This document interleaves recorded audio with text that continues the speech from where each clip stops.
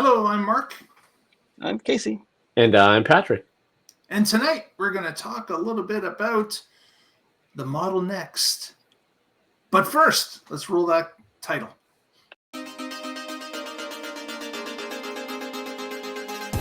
You're watching the TTL Express. Hey everyone, thanks so much for joining us tonight. Patrick, I'm so disappointed there was no achievement on this particular intro. And if you don't know what I'm talking about, go back to the live show last Wednesday and you'll see what I'm talking about.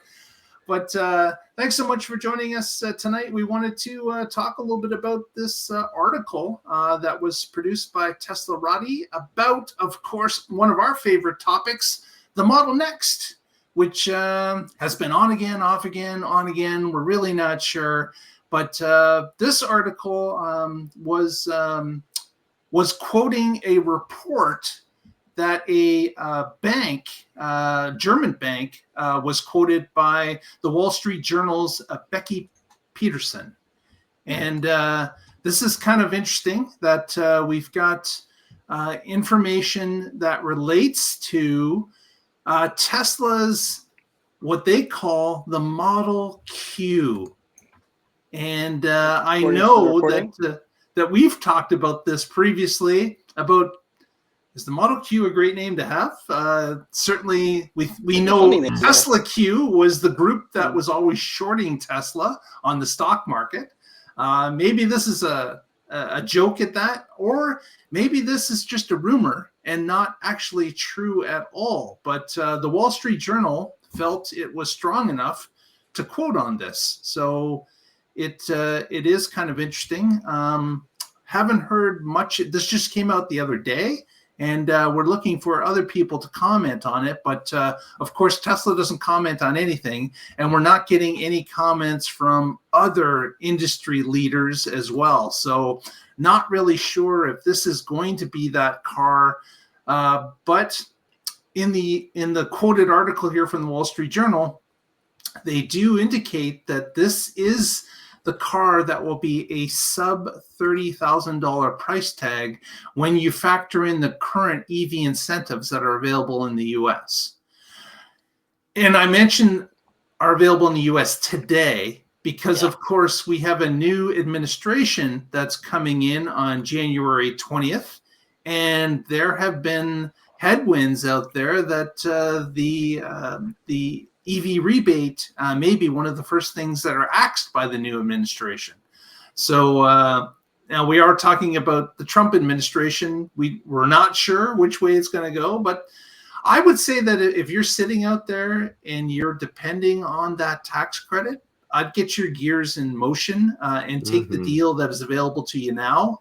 Just kind of a public service announcement there because we really are unsure about what's going on here. But I wanted to talk to Casey and Patrick about this particular article about the possibility of the Model Next, and even if a $30,000 car would be something that would move the needle. What do you guys think? From what I hear of this report, it sounds plausible. I haven't read into any of the details, but the name is the one thing I would think sounds unplausible based on stuff Musk has said. But the one thing that would make it not 100% as unlikely to me is that it's funny as heck, and so I can see that. I can see them doing that because of that. The Model Next coming in at 30 even or under, that would be cool. And based on what we're seeing with the incentives on the Teslas today, I think that would make a change. But I don't know that at 37 it'll be all that important, because we've seen the current cars touch 30, or what would be the equivalent of 30 back when the thing was announced. And it's a compelling car. It's usually a Model 3, like with the LFP pack, or a Model 3 standard range, or like we saw in Mexico for a little bit, still going as far as I know, the Mexican based Model 3 with they started decontenting it, and it's still a compelling car, but it's just got less in it to make it cost less. I don't know that is the way Elon describes it as new models, I don't think that a trim, even if he were exaggerating, I don't think he would call a trim a model. Doesn't mean he won't, but I can't see that right now. Right. So this is from an analyst at Deutsche Bank, and so we know that these guys, in some cases, have a lot more access to the folks at Tesla than the general public do. But who knows what they heard and then what they understood from that or misunderstood from that. And then this leak comes out, and then who knows how that. So it's a game of telephone here. So one of the things that it did say that I found interesting was the internal code name at Tesla was Redwood, which is a strange choice since JB Straubel is on the board and he's the founder CEO of Redwood Materials. I don't know why Tesla would confuse anything, since that is another company they have a relationship with, by making one of their projects have such a similar name. So that was a little odd. And then is juniper also a tree and not just a berry and a drink? It is also a tree. Yes. What? So if they're in the theme of trees, redwood would make sense. But you're right. I don't see why they would pick it like that. So have they used Project Juniper from a juniper tree? Mm-hmm. Highland, I don't think it's a tree. Highland's not a tree. Yeah, and there was Project Raven, which I don't think is a tree. Raven wasn't, but the plaids, the palladiums, they were palladium. They were palladium is not, but the actual names of them are fruits, I believe. Tree fruits. At least the one for Model X was. I would agree with Patrick. I don't think they would go Redwood just because of the confusion of the close relationship with Redwood Materials. Why would I work with JB? Yeah. Right. So if they had something called Project Redwood that was about bringing in Redwood materials for their batteries or into their assembly line somewhere, that would make sense. So that's why I said we don't know what Tesla actually said and what they actually heard or misunderstood or mistranslated or who knows what. So you're talking about Redwood recycling batteries for this new thing, and then this person doesn't understand what they heard, and now you've got a mess. Yeah, I can see that. Yes. Game of telephone. Yes. And we know from Walter Isaacson's book that they had NV91, which was their $25,000 passenger vehicle, and that got scrapped. Musk said, no, the focus is going to be Cybercab. But that like we talked about this on the show last week, one of these, and on the live show we just had with Brian, we've kind of dispelled that the Cybercab is not going to just be repurposed as a consumer vehicle. It's purpose built for what it is. There might be a lot of technologies that get leveraged into a passenger vehicle, but it's not just going to be add some mirrors and steering wheel and pedals and you go. That's not at all. But that doesn't mean that I don't think that Tesla has given up completely on. They have a design team that's always looking at new designs, and they are trying new things. They're testing things out. They're going to do some prototyping. They're going to do some other stuff, and because you never know what's going to happen, and you're going to, as a big company like that, have to have other irons in the fire and be able to switch directions.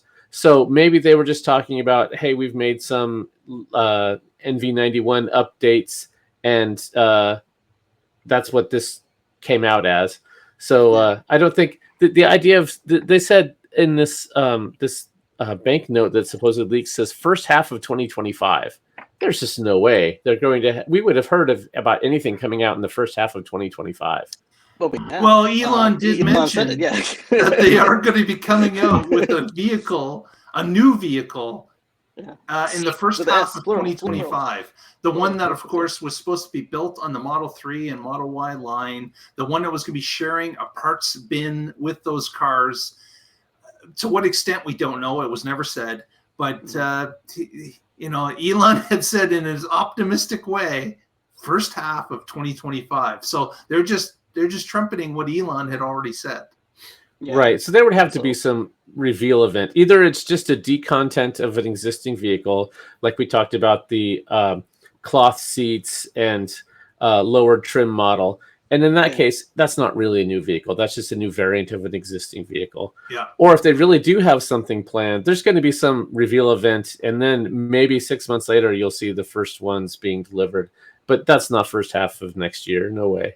But this is not unprecedented either. When you said parts bin, that reminded me the original Toyota RAV4 and maybe even the Honda CRV are parts bin cars of the Civic and the Corolla. They weren't whole cloth by any means, and now they are distinct, but they were compelling, but they were parts. There were very little different about them than their sedan counterparts. And I would agree with you, Casey, that those got a Model manufacturers have been able to do that. But Yeah. to this point, Tesla's never shown us that they are that type of a company. Now, it's not to say that they can't do it. It's not to say not that they done might well. branch into that, doing that. But it is something that would be a brand new direction for them. We have not seen that to this point. We saw them try, and they didn't do it well. Model X. Right. They got carried away. Yeah. Yeah. Not that this Model X is a bad car. They just got carried away, so it didn't do that mission.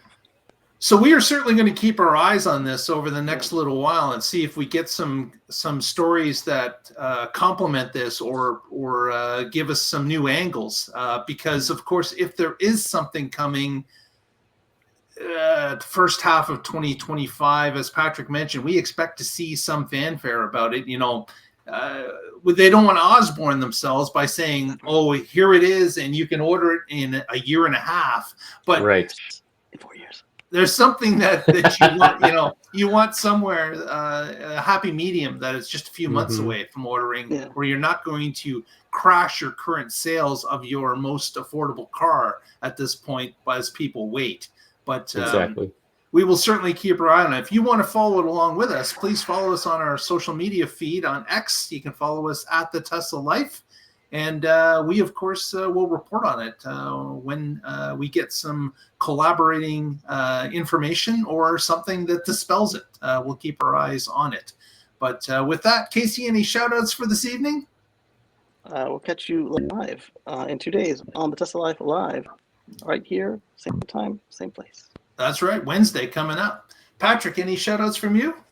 As always, I'm with the Oregon Electric Vehicle Association. You can find us at oeva.org, and I blog occasionally at carswithcords.net, where I write about my future free from fossil fuels. He got it all in again. It's incredible. You're a professional, Patrick. And with that, we will catch you next time, and together we'll find out what's happening in the Tesla Life.